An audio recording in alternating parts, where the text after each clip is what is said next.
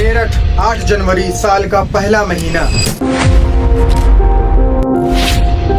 रोज की तरह इस सुबह भी जब दलित मां सुनीता अपनी 20 साल की बेटी के साथ खेत पर जा रही थी, तभी कुछ गुंडों ने रास्ते में उनकी बेटी के साथ छेड़छाड़ की। जब दलित मां ने रोकने की कोशिश की तो आरोपी ने गड़ासे से हमला कर दिया, जिससे दलित मां की तो मौत हो गई, लेकिन आरोपी 20 साल की बेटी को किडनैप कर ले गया। लेकिन उसके बाद जो हुआ उसने कानून व्यवस्था और डेमोक्रेसी की परिभाषा पर ही सवाल खड़े कर दिए। नगीना से सांसद आजाद समाज पार्टी के नेता चंद्रशेखर आजाद जब उस पीड़िता के परिवार से मिलने और उन्हें हिम्मत देने के लिए मेरठ जा रहे थे तो उन्हें प्रशासन के थ्रू रोकने की पूरी कोशिश की गई। सवाल यह है कि आखिर डर किस बात का था? क्या एक पब्लिक रिप्रेजेंटेटिव का अपने ही लोगों के बीच जाना क्राइम है? जब सांसद की गाड़ियां रोकी गई तो अपनी ही गाड़ियां छोड़ वो पैदल दौड़ने लगे, कभी पैदल तो कभी बाइक पर, लेकिन वो उस परिवार से मिलने पहुंचे। जरा सोचिए, एक तरफ अपराधी बेखौफ होकर वार कर रहे हैं और दूसरी तरफ एक चुने गए सांसद को पीड़िता की परिवार से मिलने के लिए लुका छुपी का खेल खेलना पड़ रहा है। ये जो तस्वीर है ना, ये सिर्फ एक नेता के दौड़ने की तस्वीर नहीं, यह सिस्टम की उस नाकामी की तस्वीर है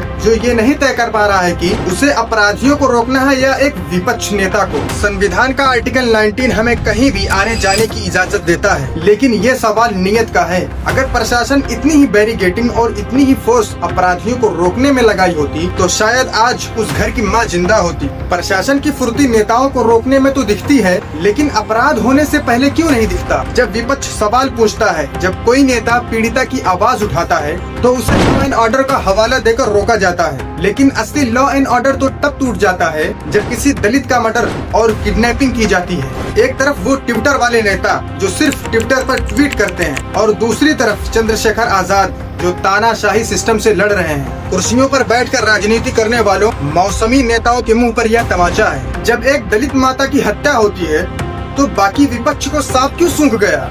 उन्हें कौन सा प्रशासन रोक रही थी? सच तो ये है कि आराम परस्त राजनीति के इस दौर में एक अकेले चंद्रशेखर आजाद ने ये साबित कर दिया कि विपक्ष का मतलब आलोचना करना नहीं होता, संघर्ष करना होता है। क्या पुलिस का काम अपराधियों को रोकना है या अपराध के खिलाफ लड़ने वाले नेताओं को? कमेंट में प्लीज बताइएगा।